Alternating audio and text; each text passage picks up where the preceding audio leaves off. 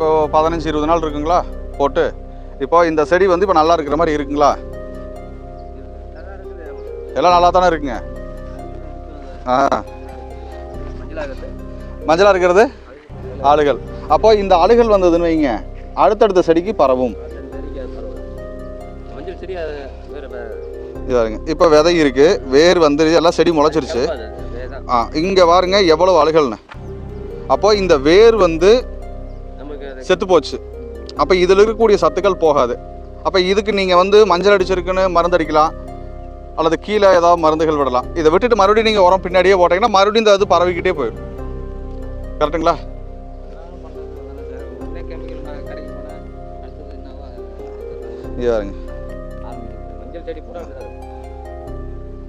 அப்போ இந்த வேரை பாதுகாக்கணும்.